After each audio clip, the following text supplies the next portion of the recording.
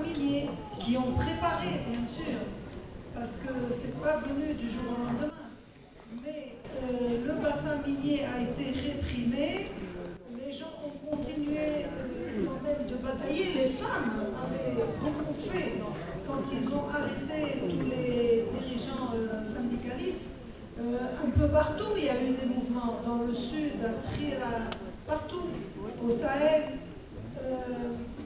Et c'est vrai que c'est la misère, le chômage qui ont été le point de départ. C'est-à-dire qu'il y avait un ras-le-bol qui a fait que le fait que ce jeune s'immole par le feu, ça a déclenché un mouvement grandiose. Et ça a été ensuite une révolution. Je crois même qu'il faut dire que la révolution tunisienne est une sorte de modèle éternel, parce que pour répondre à la dame qui disait qu'est-ce qu'on fait, voilà, j'ai beaucoup circulé en France ces temps-ci et j'ai l'impression que, comme ici ce soir, il y a une sorte de colère latente, extrêmement puissante, qui vient dans la population. Et comment commencent les révolutions? Comment ont-elles toutes commencé? Que ce soit la Révolution française, la Révolution russe et aujourd'hui la Révolution tunisienne.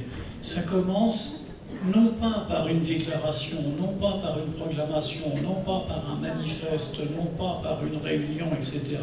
Ça commence par un événement anodin. L'événement anodin en Tunisie, c'est qu'un flic corrompu ou zélé séquestre les 3 oignons et les 4 filles qu'un malheureux vend pour survivre. Des flics qui font ça, il y en a partout dans le monde, et pas seulement en Tunisie, il suffit de regarder en France, ça se passe tous les jours dans le métro, par exemple, à Paris. Ça, c'est anodin. Ce qui n'est pas anodin, c'est que cet homme s'immole par le feu, et que soudain, cette immolation embrasse tout le pays. Eh bien, je suis convaincu que s'il doit y avoir un grand mouvement populaire en France, il naîtra d'une chose imprévisible qui paraîtra sans intérêt et sans importance sur le moment, mais qui sera soudain le sommet de l'injustice qui fera que l'ensemble des personnes qui aujourd'hui se demandent que faire, soudain sauront quoi faire. La question pour répondre à la dame qui dit qu'est-ce qu'on fait, c'est d'être prêt à sauter sur l'occasion. Et ça demande un entraînement quotidien.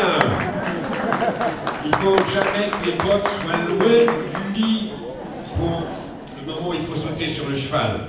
Le cheval ne passe pas toutes les heures, donc il faut s'y préparer. Et c'est ça notre entraînement, c'est ça que nous faisons, c'est ce à quoi nous pensons en permanence, c'est les actions que nous menons les uns et les autres, que ce soit en faisant des films ou en parlant, ou en faisant... C'est cette éducation permanente qui doit, ce que disait Charles, c'est-à-dire, c'est ce niveau qu'il faut atteindre, ce niveau de rapidité. Nos adversaires actuels, qui sont ceux qui triomphent avec la révolution conservatrice néolibérale depuis 30 ans, c'était entraîné, c'était préparé. Et comment? Eh bien, comme disait Serge Halimi, copions-les.